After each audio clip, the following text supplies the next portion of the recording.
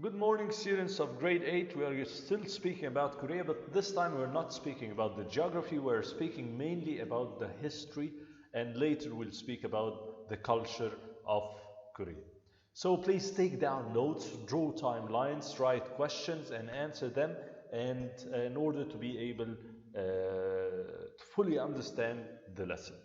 So, a question, very easy question. When was the first state formed in the Korean peninsula? And what's its name? Its name is Choson. And it formed around, or was established around 2000 BC, which means around 4,000 years ago.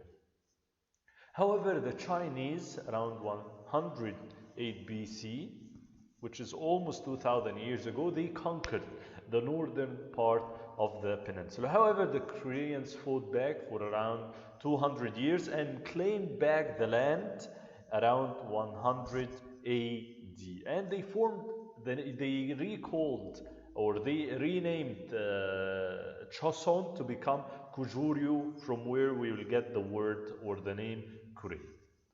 By about 300, two other states had been created.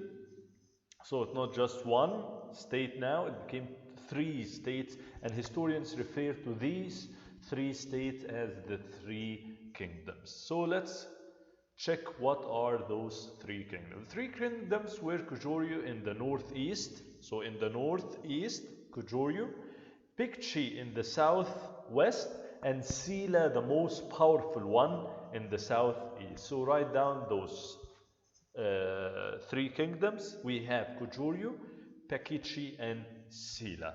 All of them were very powerful and very strong, and they have their own military system or their own army. However, during the 660s, Silla defeated the one. Where is it, Silla again? In southeast. Silla defeated the two other kingdoms, Pekichi and Kujuryu, and took control of the whole entire peninsula. However, by around 800s, like around 150 years from Silla conquering Pekichi and Kujuryu, some rebels, people didn't like the kingdom at that time, and a lot of rebels and revolutionaries, demonstrations, and it ended up by the separation of Silla, or actually the division of Silla. But the states reunited back again in 935, and this time it called itself Koryo, which Korea comes from Koryo. In 1392, a general named Yi Songji became the ruler of Korea. He gave the country back its ancient name. Do you remember the first name 4,000 years ago? Was called Choson. Yes, and this Choson dynasty lasted until 1910, for more than 500 years. So this is a very brief history. I will post some videos so you can understand the history more, and I'll mention some. I'll put also some articles, so if you are interested to know more about the Korean history, which is very important to know and to read. Japanese conquest. Japan conquered, and we will know more actually about Japan after finishing Korea. They are very fierce, strong nation, and they all the time wanted to conquer other nations beside. So starting in the 1600, the rulers of Choson dynasty closed Korea to all foreigners, like the Chinese. They became totally isolated. However, the Japanese did not accept this, and they forced the Koreans to open their ports to trade, for trading. And later on, the United States, Russia, and also other European nations signed trade contracts or agreements with Korea. In 1904 and 1905, Japan fought Russia for control over one of the Korean territories. Japan won the war, and actually Japan, around 1910, Japan gained complete control. When? 1910, they gained complete control of Korea. I want you to take a few minutes to read this and answer the question there. The question here, what did the writer of this document probably hope to achieve? This is the proclamation of Korean independence, like the Declaration of Independence. Do you remember that when the Americans wanted to gain their independence from the British Empire? The same here, Korea wanted to gain independence from the Japanese. So let's read this together. The Proclamation of Korean Independence was published on 1919 during the Japanese occupation of Korea. When? Since 1910.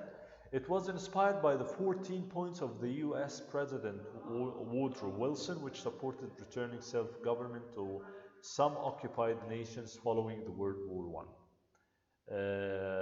The painting shown here depicts Japanese soldiers marching to Seoul. So we have no desire to accuse Japan of breaking many solemn treaties since 1836, nor to single out especially the teachers in the school or government officials who treat the heritage of our ancestors as a colony of their own, finding delight only in beating us down and bringing us under their heel. Our urgent need today is the settling up of this house of ours, and not a discussion of who has broken it down or what has caused its ruin. So, yes, what do they want to do? Yes, they want to gain their independence from the Japanese. They want to have their own house. This is their own house. They don't consider themselves, the Koreans, as a colony. So let's get back to history. This is the correct answer. During the Japanese occupation, Japan turned Korea into a colony. They used the Koreans some kind of like their own slaves. They gave them less salaries. They gave them low-paid jobs. As the Japanese prepared for war during 1930s, they tried to stamp out, and they actually tried to stamp out, like to take away the Korean culture and even destroy the Korean language. They even ordered Koreans to speak only Japanese and to take Japanese names. Can you imagine this? As World War II raged, Koreans were forced to help Japan's war effort and to reduce many hardships. Japan's harsh rule is still a source of bitterness for many Koreans. So during World War II, we knew, if you remember, the Allies and the Axis. The Axis, Japan, Germany, Italy. Japan was the most powerful nation in